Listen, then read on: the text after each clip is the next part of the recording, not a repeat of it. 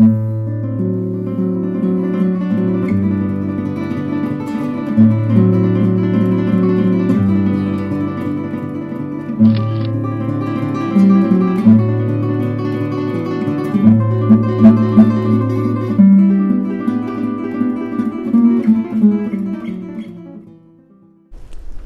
romanciers authentiques ne mentent jamais.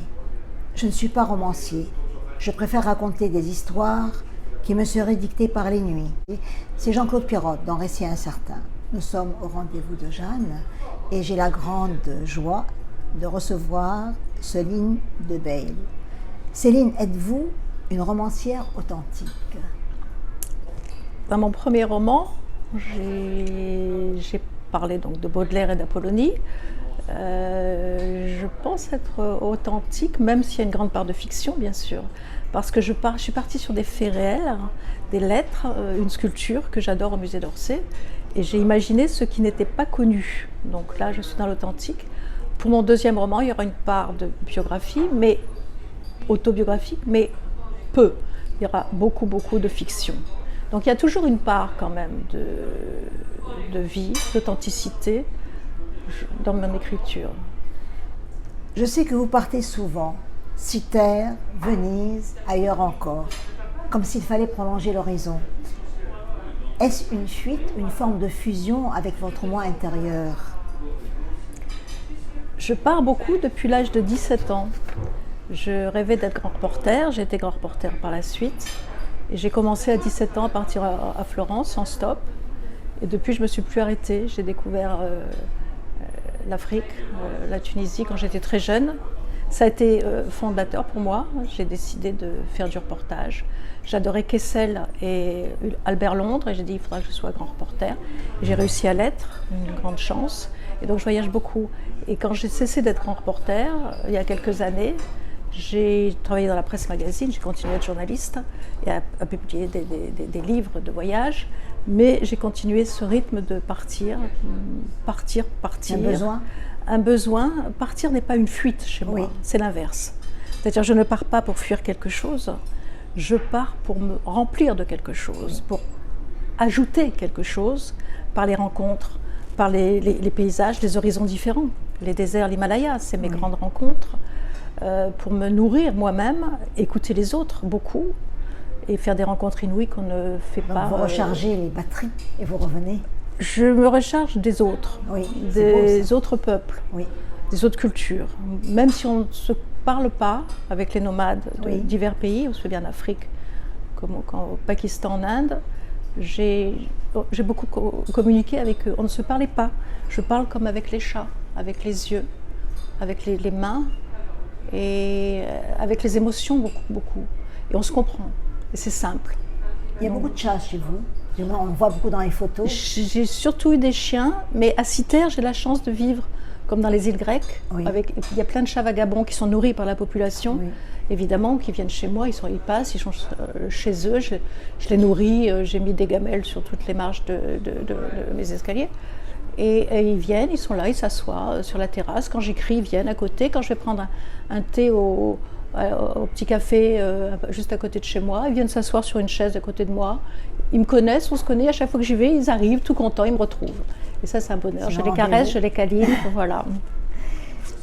Votre livre a été un succès, Baudelaire et Apollonie, aux éditions Arléa.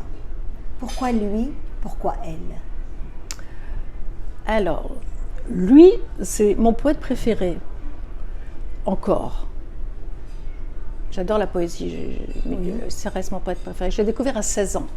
À 16 ans, où il y avait un passage très difficile, parce que l'enfance a été très difficile, pour diverses raisons. Et quand j'ai lu Baudelaire, quand j'ai lu Les Fleurs du Mal à 16 ans, bien sûr, je n'ai pas tout compris, Les Fleurs du Mal, comme plus tard. Mais j'ai trouvé un confident, j'ai trouvé quelqu'un qui expliquait ce que je vivais, ce que j'étais, ce que je voulais, ce rapport à la mort aussi. Et il est resté sur ma table de chevet pendant 3 ans. Et ces fleurs du mal, je les ai emportées un peu partout.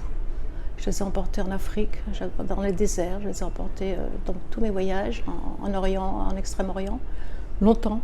Je les continue à les relire. Donc j'ai dit un jour j'écrirai sur Baudelaire. Je voulais pas faire une biographie parce que j'avais déjà fait une biographie de Laurence d'Arabie. Je voulais faire ni un essai, je voulais faire un roman. Et j'ai trouvé cette idée grâce à Apollonie Sabatier que je remercie. Et Apollonie Sabatier, c'est une femme que vous avez voulu un peu réhabiliter, mieux faire connaître, parce qu'il y a beaucoup d'histoires autour d'Apollonie Sabatier. Oui, j'ai voulu la réhabiliter parce qu'on parle d'elle comme une courtisane, ce qui est faux. En fait, c'est une femme libre qui a toujours été libre, mais bien en avance sur son temps. Donc, à l'époque, les femmes libres, c'était les courtisanes. Et à l'époque, ça restait très très longtemps encore, cette histoire. Une femme très cultivée aussi. Une femme très cultivée, qui aimait les arts, qui elle-même peignait, qui chantait, qui jouait du piano, qui aimait la littérature, les artistes. Elle était modèle. Et elle s'entourait de gens magnifiques. Chez elle, elle présidait un cénacle littéraire, ce qui était rare pour les femmes à l'époque, où venaient par exemple Théophile Gautier, Nerval, Flaubert, qui s'en inspirait pour le personnage de la maréchale dans un de ses romans. Et donc cette femme, je l'admire, je la trouve formidable pour son époque, et Baudelaire a été fou. Je me suis dit, Baudelaire et elle, ça va faire un formidable roman, et j'ai trouvé cette idée de ces quelques heures d'amour qu'ils ont eu ensemble. Votre roman a eu beaucoup de lecteurs, il a été très bien reçu. Ces lecteurs ne connaissaient pas pour la plupart la vraie histoire d'Apollonie, bien qu'on la voit au musée d'Orsay, etc. Quel retour avez-vous eu comme ça rapidement, un ou deux retours? Les retours, beaucoup ont découvert Apollonie Sabatier, ont découvert ce moment d'amour avec elle, et ils ont découvert un Baudelaire idolâtre, alors qu'ils avaient plutôt une image d'un Baudelaire, ce qu'il est aussi, misogyne. Oui. Donc en fait, ils ont apprécié ce côté homme. Oui. En fait, je parlais plus de l'homme que du poète oui. dans ce livre. Et ils ont découvert l'homme avec ses fragilités. Baudelaire était un grand fragile. Et ça, ils ont beaucoup apprécié, oui. Et puis la façon de le traiter aussi, c'est-à-dire sans voyeurisme, oui. sans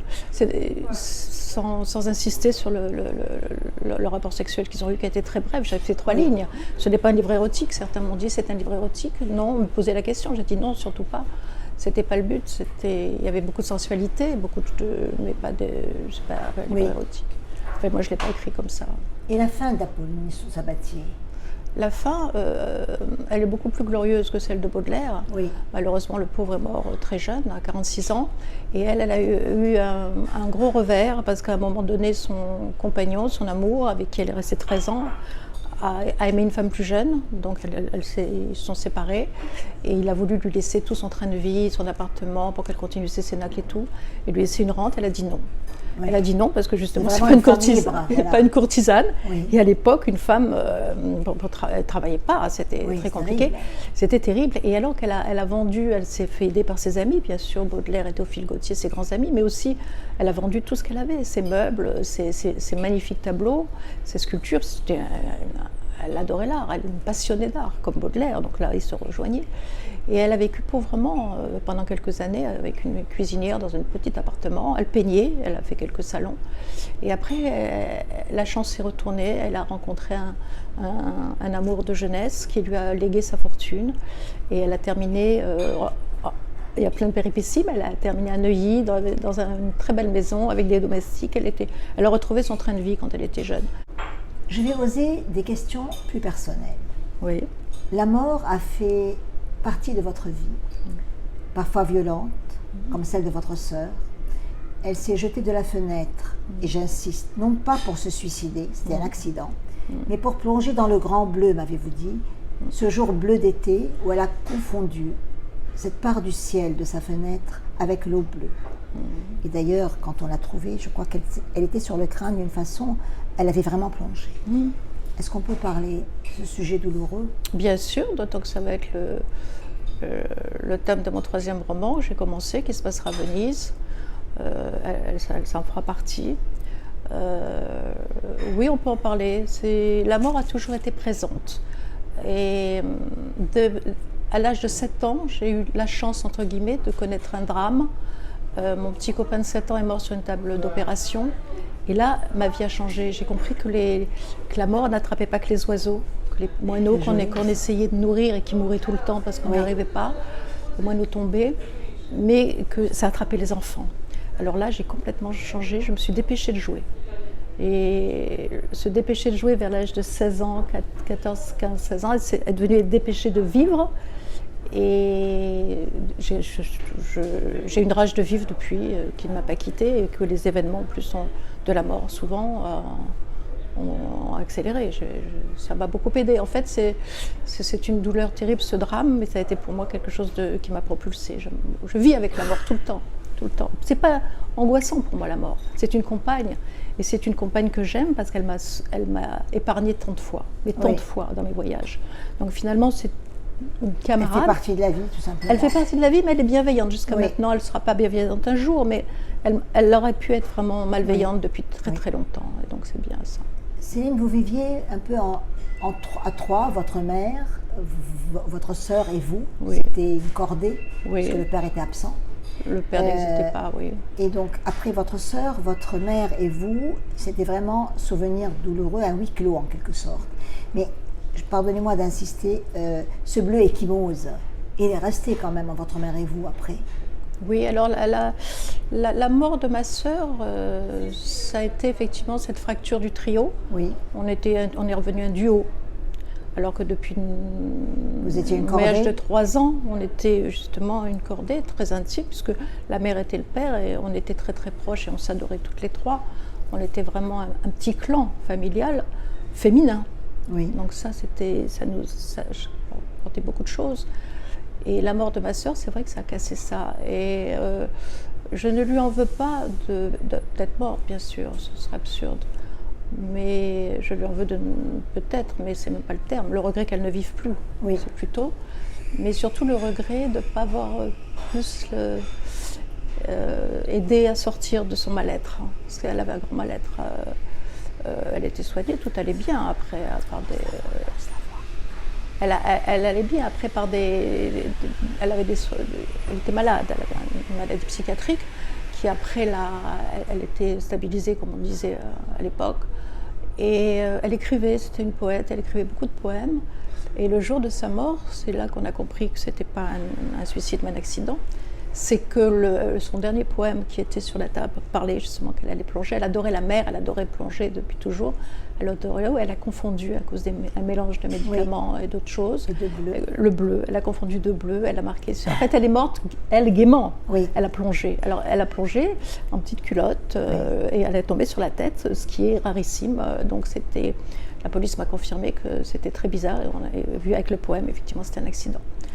Mais donc j'ai le regret qu'elle ne vive plus. Et voilà. Et ma mère, du coup, elle est morte de la mort de ma sœur. Elle a mis 10 ans à mourir de la mort de ma sœur. Elle est morte d'aimer. Le jour de sa mort, elle a dit « j'ai les jambes coupées, je ne peux plus avancer ». Après, elle n'a plus avancé. Elle est restée 10 ans sur un fauteuil roulant, je le poussais. On était deux. Et on a essayé d'être joyeuse jusqu'au bout, ensemble. C'était difficile. C'est lourd tout ça. Et en même temps, vous avez regardé cette agilité, entre guillemets, à partir, à ne pas être complètement... Oui, partir, c'est aussi un baume, hein, parce qu'on quitte aussi ces endroits douloureux, et puis on se rafraîchit, on se nettoie, là, on se nettoie. Moi, les déserts m'ont plus appris que les philosophes. J'ai beaucoup lu de philosophie, j'ai fait un doctorat de philosophie sur l'esthétique. Mais ils m'ont beaucoup appris, oui, surtout le Hogar et le Sahara. J'ai beaucoup dormi dans le Sahara, j'ai traversé très souvent le Sahara. Qu'est-ce que le désert, Céline? Le désert, c'est... Le désert de Céline, j'entends. Mon désert, mon désert, quand je le côtoie, c'est l'humilité, savoir qu'on n'est rien. Et de ce rien, essayer d'en faire un tout, d'en faire quelque chose. Et ça, j'ai eu cette dimension dans les déserts. Et dans l'Himalaya, donc c'est un désert en hauteur, l'Himalaya, un désert blanc en hauteur. Et quand on monte à 5002, par exemple, un col à 5002, le corps n'est plus le même, je pense. Aussi. Le corps déjà n'est plus le même, et on est pareil, on est une goutte d'eau. Oui. Là, les déserts, c'est l'étendue, c'est la solitude, parce qu'on même à deux, on est seul dans un désert, on est seul avec soi. Et l'endroit, c'est un grand ermitage, le désert. C'est ça, en fin de compte. Oui. Et on entend des voix On entend le bruit des pierres parfois un petit peu, le bruit des pierres, du vent quand il y en a. Oui. Et il y a des couleurs extraordinaires, on est porté. Le Hogarth, c'est une peinture magnifique, surréaliste, avec des violets, des verts, on ne se rend pas compte. Et on est là... À avaler tout ça. À avaler tout ça et à se dire qui on est quoi. Oui. En fait, le désert nous révèle, je pense. Oui. Il nous regarde.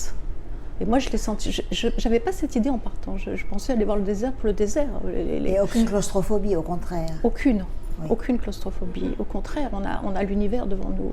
Oui. Et cette petitesse de l'humain, dont on parle tant, et qui est vraie pour moi, qui est juste.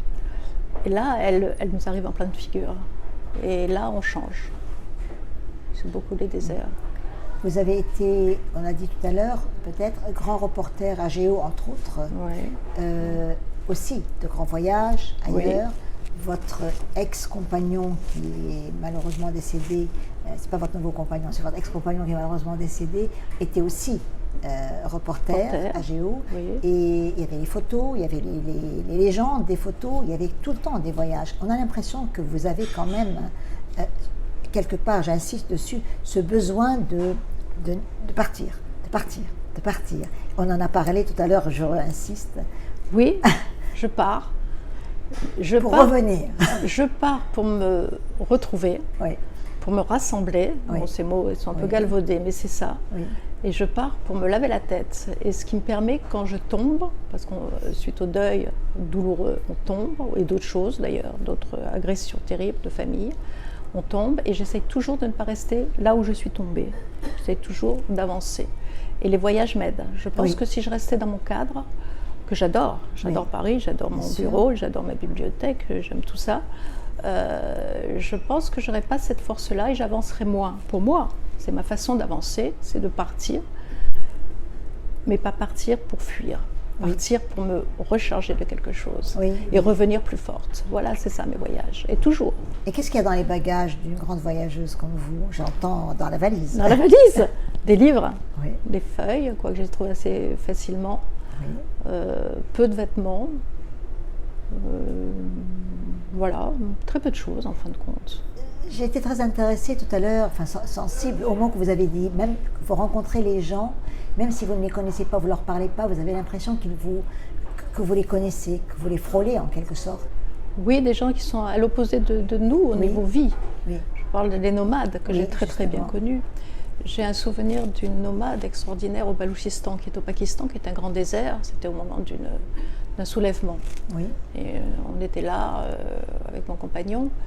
Et avec un Dodge, on voyageait avec un Dodge, et il y avait une nomade qui s'est un petit peu approchée, une femme âgée. Elle avait un petit sac, un petit tissu.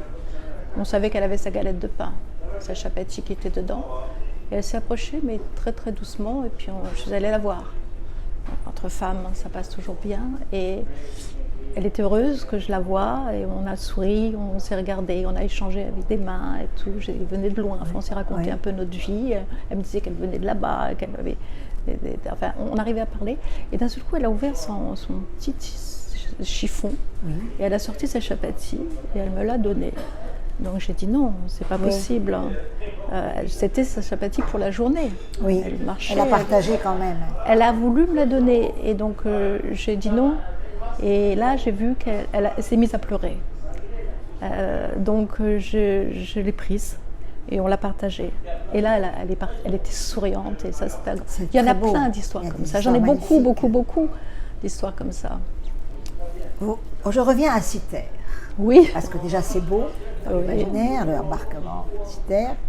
Citer, vous avez loué une maison, m'aviez-vous dit l'autre jour, pour 2 ans. Et vous avez ajouté d'une façon un peu, avec beaucoup d'humour, je ne sais même pas si je serai vivante dans 2 ans, mais j'ai quand même loué pour 2 ans. C'est beau.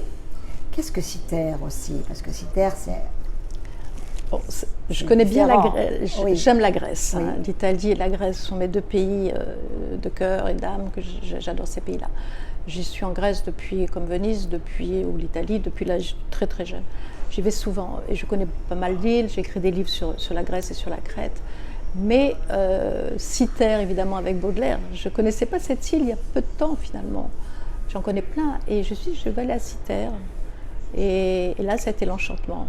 C'est une île perdue. C'est une île où il n'y a pas de touristes parce que c'est très difficile d'accès. On est dans la Grèce authentique, la Grèce que j'aime, que j'ai connue à 20 ans. Et je retrouve ma Grèce, la Grèce de mes 20 ans. Et je suis bien. Je vis dans un petit village de pêcheurs. Il y a une quarantaine de personnes hors saison. On est très peu. Il y a plus de chats presque que de gens. Oui, j'ai vu. Et j'ai loué cette maison près des flots, au ras de la mer. Et la nuit, quand je me réveille souvent la nuit, j'écris, je regarde par mes fenêtres, je vois la mer et j'entends, et je m'endors avec la respiration de la mer.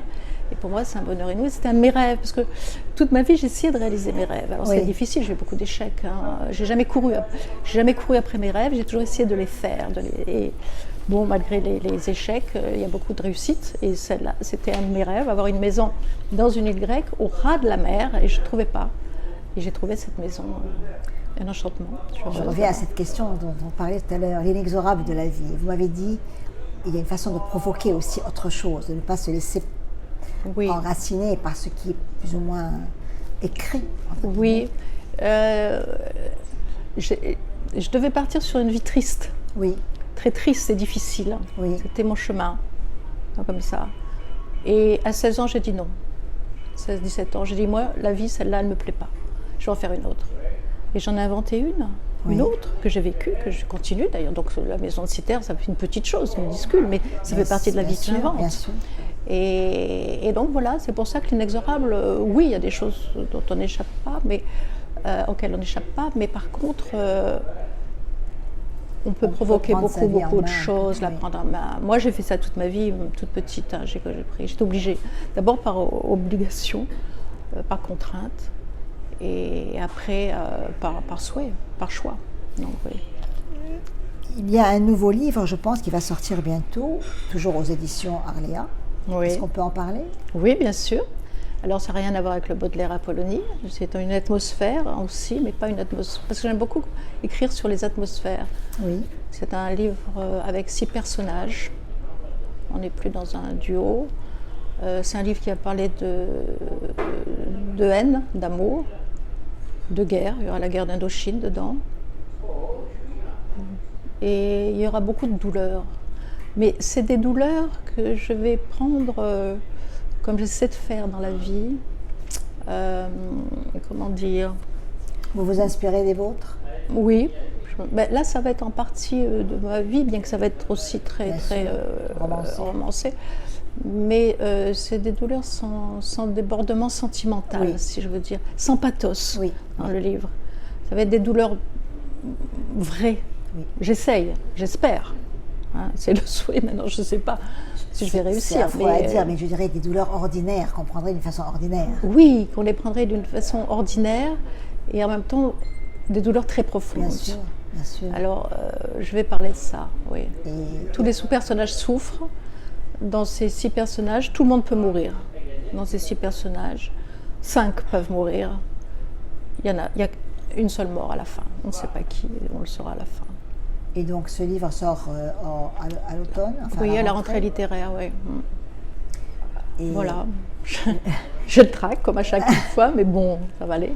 Je suis venue avec des questions et en même temps avec vous, on n'est jamais dans des questions vraies, un peu comme votre vie, on bouge. Et donc là, je voulais vous dire, pour moi, vous êtes attachante, très attachante, avec ce côté toujours un peu étrange, douloureux et drôle, parce que vous êtes une femme pleine d'humour.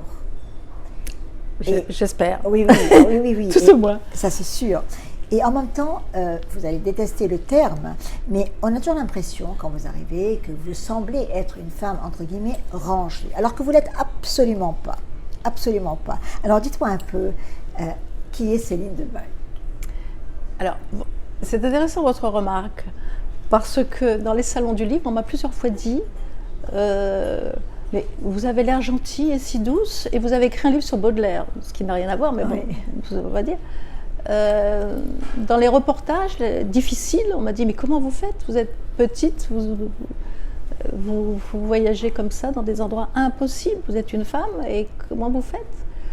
Je crois que le physique ne correspond certainement pas à l'âme, à la force qu'on a, mais je suis quelqu'un de, on va dire, déchiré, mais rapiécé, et de plus en plus apaisée. J'essaye. Pas facile.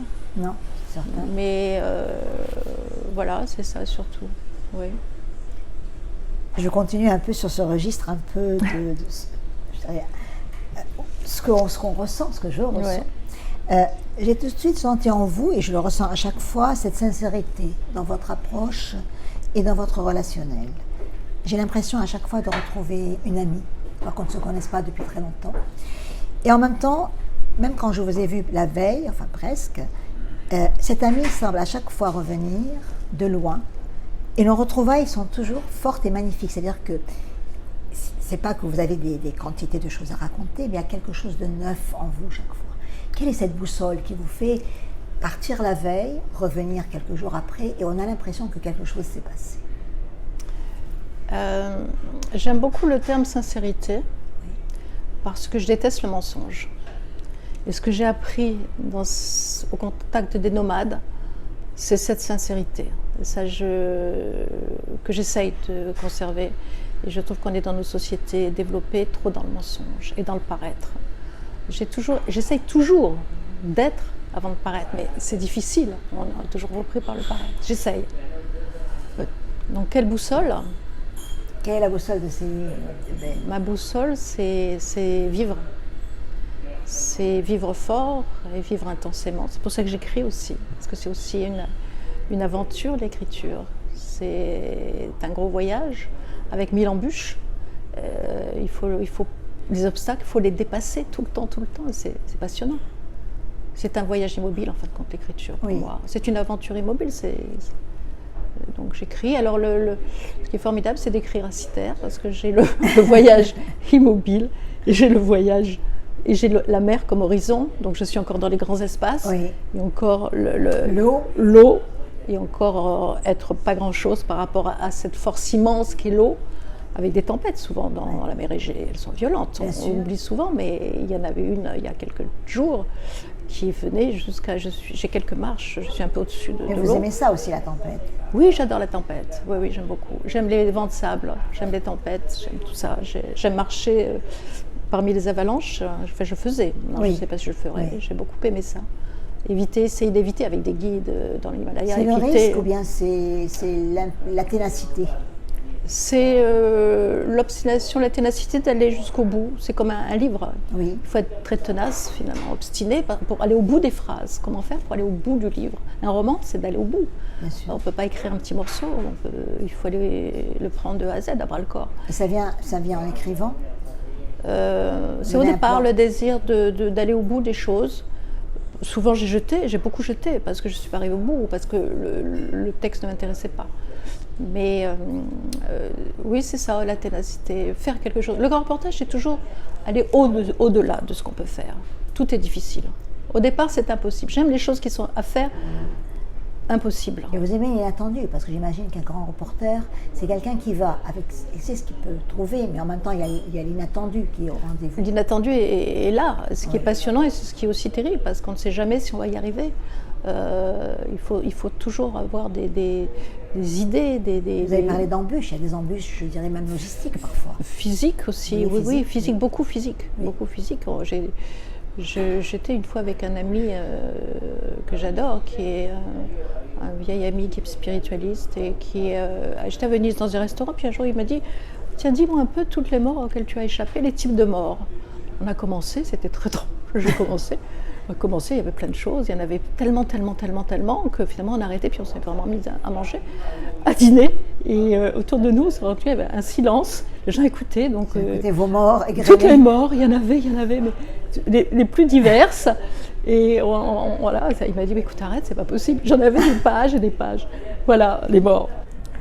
La mort a été très souvent assidue avec les gens que j'aime, trop souvent, mais elle a été indulgente avec moi. Ma personne. Mais je ne suis pas non plus courageuse et audacieuse, il ne faut pas le croire. Hein. J'ai eu beaucoup peur, j'ai toujours peur aussi dans mes voyages. Hein. Faut pas... Quand vous écrivez, on en a parlé, vous grattez comme une archéologue. Et en même temps, vous avez ce côté léger. Vous aimez le détail sûr, certain, comme un chercheur qui ne veut pas dire Oui. C'est-à-dire, vous cherchez toujours Oui. une vérité au plus près, et après à vous de l'augmenter, entre guillemets. Écoutez, c'est juste ce que vous dites. J'aime beaucoup le terme archéologue parce que j'adore l'archéologie, c'est l'une de mes passions. Je voulais être archéologue. Et dans tous les pays où je vais, quand il y a des sites archéologiques, j'y vais bien sûr, et surtout quand il y a des fouilles. Je vais parler avec les archéologues, Oui. j'adore ça. Mais oui, le gratter, oui, c'est bon, c'est tout à fait ça, gratter mais avec une plume. Je cherche le mot juste quand j'écris, toujours Oui. la justesse du mot pour tout, pour l'émotion, l'atmosphère, le mot juste. Et ça, j'aime beaucoup, oui, aller droit au mot vrai. Et ça, c'est difficile. Céline, on arrive presque, hélas, à la fin de cette rencontre. Qu'est-ce que vous auriez à nous dire qu'on n'a pas parlé, ou j'ai pas osé poser la question, peut-être, ou j'ai pas pensé? Qu'est-ce que vous pourriez ajouter sur vous, qui est Céline Sur moi? de Bayle, qu'est-ce qu'il y a encore comme horizon C'est difficile comme question. Je pense qu'on a parlé de beaucoup de choses. On a parlé de la mort, du grand reportage, de l'écriture. Je peux parler des arts, on n'a pas parlé des arts. Oui, on n'a pas parlé des arts. Alors, justement. j'ai une passion pour les arts. Oui. On en a parlé pour le roman, puisque Oui. c'est grâce à la sculpture que j'ai eu l'idée de ce roman. Mais l'art a toujours été pour moi un baume. Oui, C'est pour ça que j'aime Venise, oui, entre autres. Et dans les moments durs de ma vie, à 11 ans, j'ai eu un gros souci familial. Je vais dans un musée. Moi, dès l'âge de 11 ans, j'étais dans les musées. Donc, je vais dans les musées. Dès que l'âme se grise, je le sens. Je vais dans un musée, je vois une peinture, des peintures, des sculptures. ça colore l'âme, les peintures des autres. Pardon ? Ça colore l'âme, la peinture. Ça des colore et ça m'apaise. autres. Ça vous apaise. Je trouve qu'il y a un rapport chez moi entre la beauté et la douleur. La beauté m'apaise. Je crois que sans la beauté, des paysages et de l'art, de la littérature, des poèmes et autres, je ne pourrais pas vivre vraiment. Là, mon troisième livre sera là-dessus, sur le rapport de la douleur et la beauté.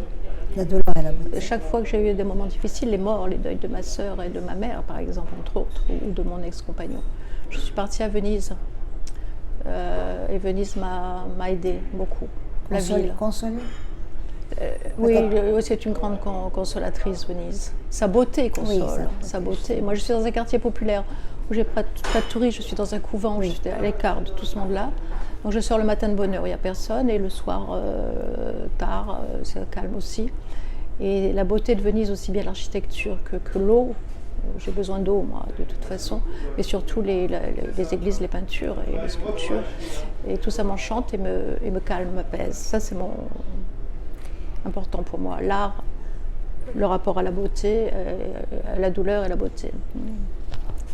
Céline, je retiens de vous que vous êtes quelque part une éternelle fugueuse, non pas pour fuir, comme vous avez dit.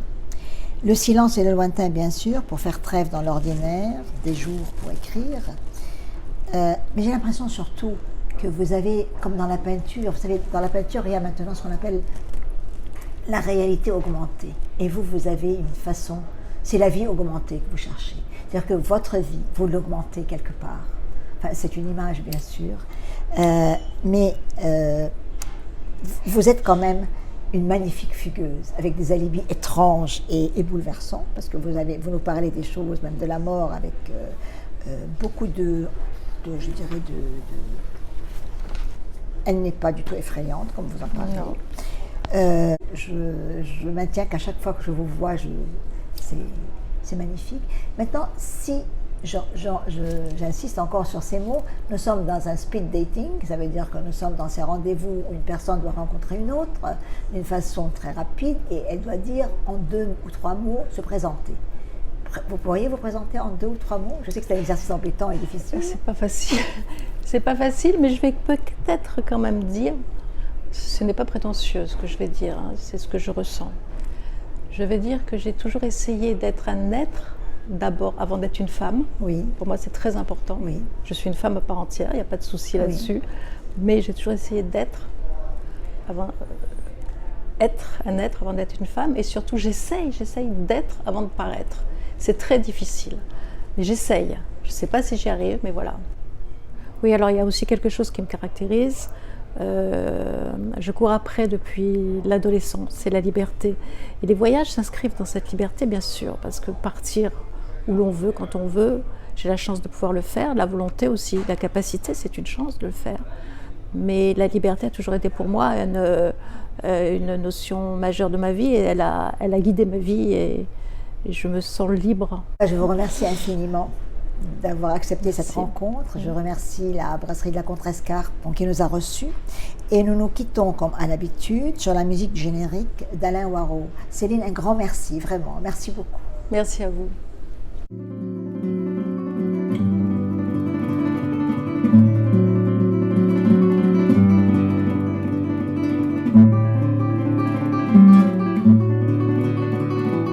Thank you.